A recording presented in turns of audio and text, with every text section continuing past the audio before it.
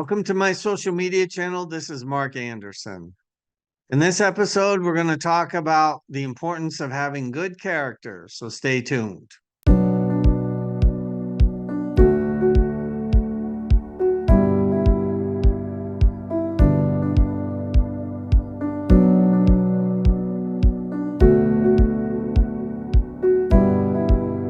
Now, I think that we could all agree that good character is important in life and in business.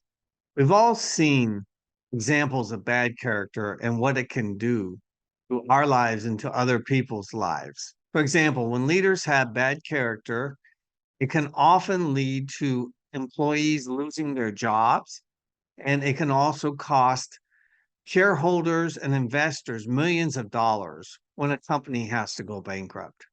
I think one of the more famous examples of bad character were the leaders of Enron, where they tried to hide millions of dollars of accounting expenses that should have been on their books. And by the time that they were discovered, it was already too late. The company eventually went bankrupt. People lost their jobs, and shareholders lost millions of dollars in the process. Another example that comes to mind of bad character is Bernie Madoff, who cost his investors in his Ponzi scheme millions of dollars because he had bad character. So, what we're going to look at today as an example of good character is from the Bible, the life of Joseph. So, if any of you aren't familiar with this story, I'm going to be summarizing it for you, as well as applying what we can learn from Joseph's example in our own personal lives today in modern America.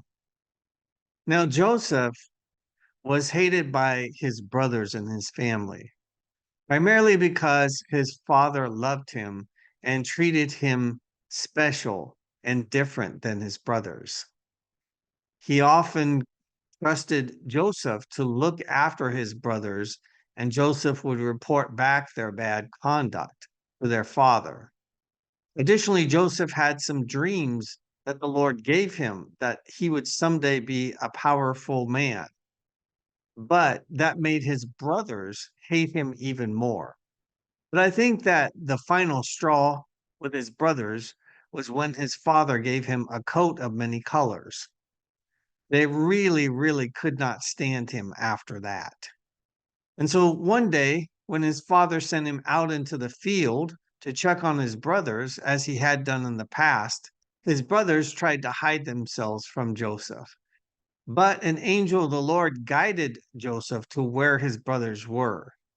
And when his brothers saw Joseph coming to them from a distance, they plotted how they might kill him because they had had enough of him and they didn't want him around anymore. But one of their brothers didn't want them to harm Joseph, so he convinced them instead to put him into a pit.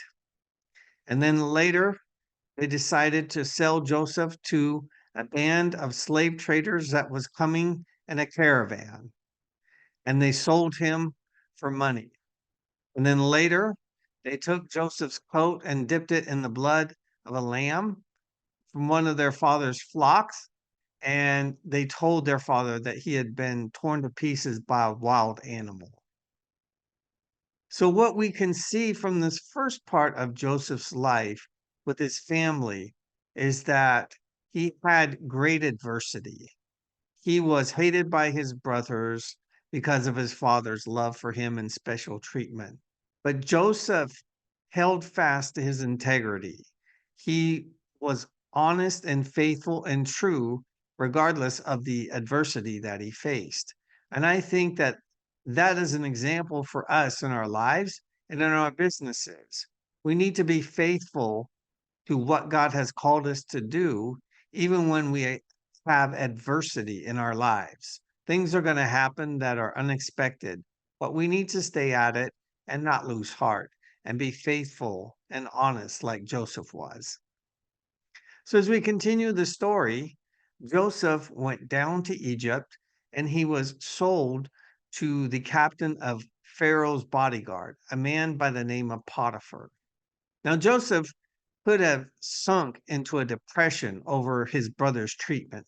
He could have had a pity party for himself and skulked around, but that would not have helped him in his master's eyes. Instead, Joseph chose to put it behind him and to work in the environment that he was in. And before long, his master noticed his faithfulness, and he made him the head servant in charge of the entire house. Joseph was the second in charge after his boss, Potiphar. Now, after some time, Potiphar's wife took notice of Joseph, and she wanted him to have an affair with her.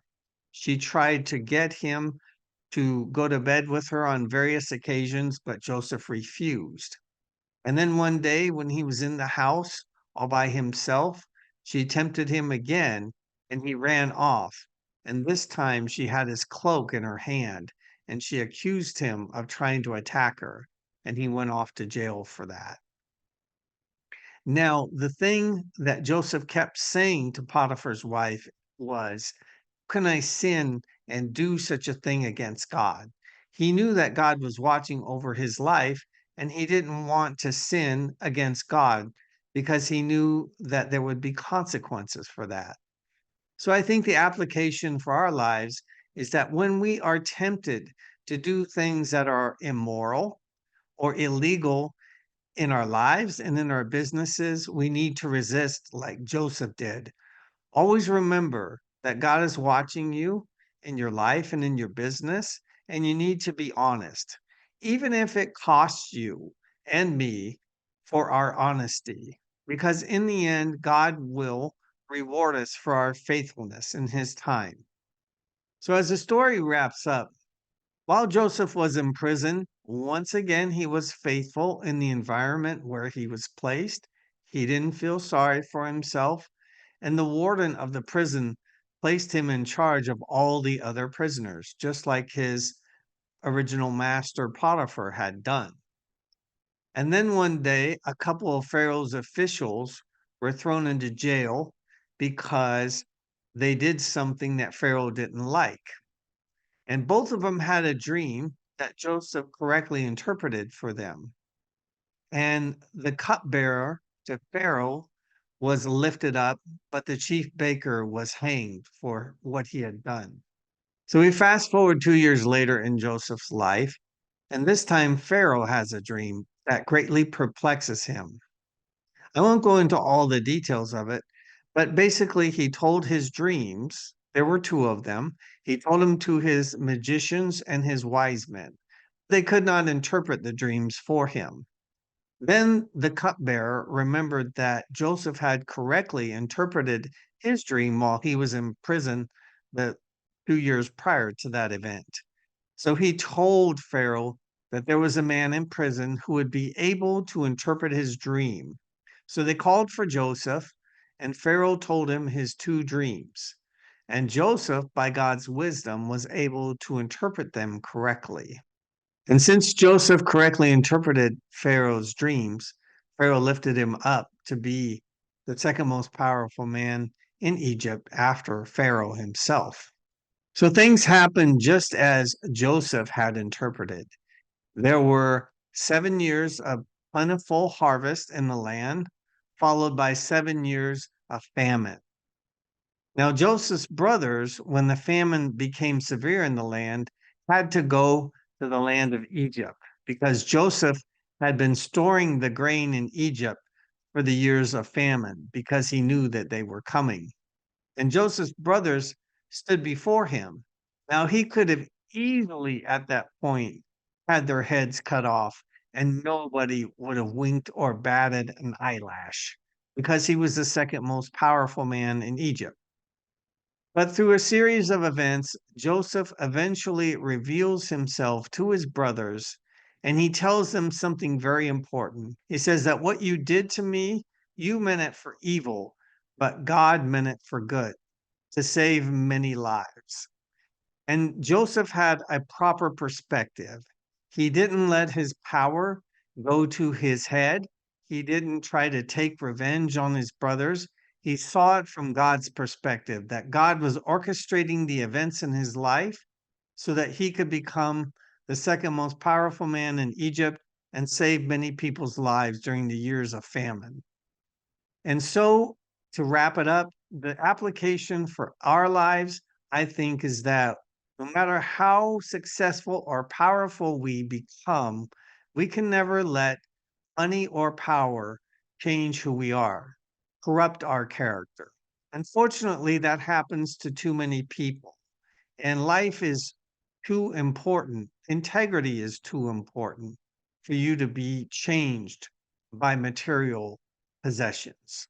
So always maintain your character regardless of how successful you are. And Joseph serves as an example. If this video has helped you in any way, don't forget to like it and please subscribe to my channel. Additionally, if you haven't read a copy of my book, Forgotten Secrets of Passing on Generational Wealth, you can pick up a copy of it on Amazon today. Well, it is my sincerest desire and hope that the information contained in this video and in all my videos and in my book can help you to improve your life. May God bless you. Have a wonderful day and have a Merry Christmas.